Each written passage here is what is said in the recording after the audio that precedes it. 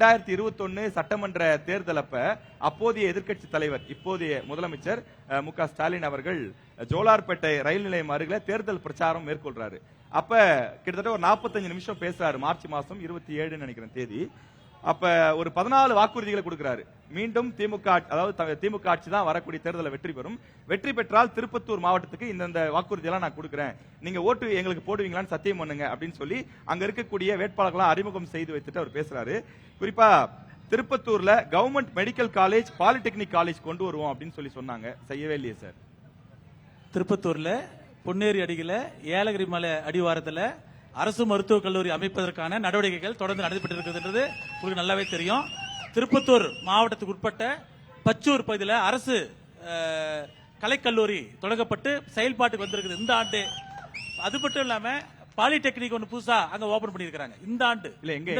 பச்சூர் ஜோலார்பேட்டை சட்டமன்ற தொகுதிக்கு உட்பட்ட இடத்துல புதிதா அரசு கலைக்கல்லூரி தொடங்கப்பட்டு, அதாவது கலைக்கல்லூரி கொண்டு வந்திருக்கீங்க, ஓகே தான், வாழ்த்துக்கள். மெடிக்கல் காலேஜ் வரல அப்படிங்கிறது மக்களுடைய குற்றச்சாட்டு. இருபாலர் கல்லூரி, அது இருபாலர் கல்லூரி.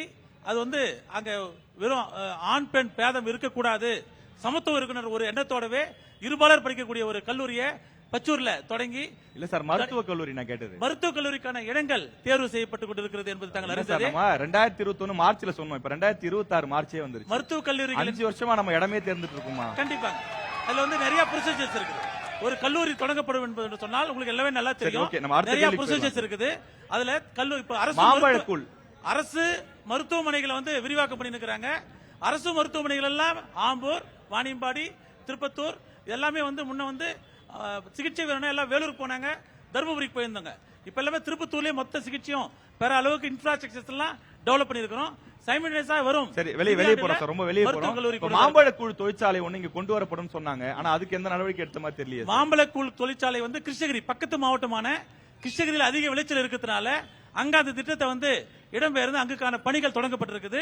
அங்கேயும் பணிகள் தான் தொடங்கப்பட்டிருக்கு, இன்னும் கொண்டு வரல. வந்திருக்குதுங்க. ஏன்னா ஒரு 6 மாசத்துக்கு முன்னாடி மாம்பழத்தெல்லாம் வீதியில கொட்டி மக்கள் போராட்டம் பண்ணாங்க. நீங்க பாத்துருக்கீங்க. ஒருவேளை அந்த மாம்பழக்கூழ் தொழிற்சாலை கொண்டு வந்தா மக்களுக்கு ரொம்ப பயனுள்ளதா இருந்திருக்கும். மாம்பழக்கூழ் தொழிற்சாலை என்பது எங்க அதிகமா விளைச்சல் இருக்குதோ அங்க அதிகமா அப்ப நம்ம இங்க வாக்குறுதி கொடுத்திருக்க வேணாம் இல்ல சார்? வாக்குறுதி கொடுத்து முன்னாடி அதிகமா விளைச்சல் இருக்கிற இடத்துல முதல்ல செஞ்சுட்டு அடுத்து குறைவான விளைச்சல் இருக்கிறதால கொஞ்சம் அதிகமா பண்ணலாம்னு இருக்கிறாங்க.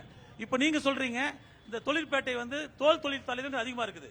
அந்த தோல் தொழிற்சாலை அதிகமா இருக்கிறதுனால அதுக்கான தொழிற்பேட்டை அக்ராகரத்துல 250 கோடியில அறிவிச்சு அதுக்கான பணிகள் தொடங்கப்பட்டிருக்கு. இந்த தோல் தொழிற்பேட்டை நிறைய இருக்கு, ரொம்ப கரெக்டா சொன்னீங்க. அதுல என்ன பண்றாங்க அப்படின்னா, சுத்திகரிப்பு நிலையங்கள் போதுமானது இல்ல. இங்க வர எல்லா கழிவையும் கொண்டு போய் பாலாத்துல விட்டுறாங்க. பாலாறு பாழா போச்சு அப்படிங்கிறாங்க. பொல்யூஷன் கண்ட்ரோல் போர்டு இருக்குதுங்க தனியா.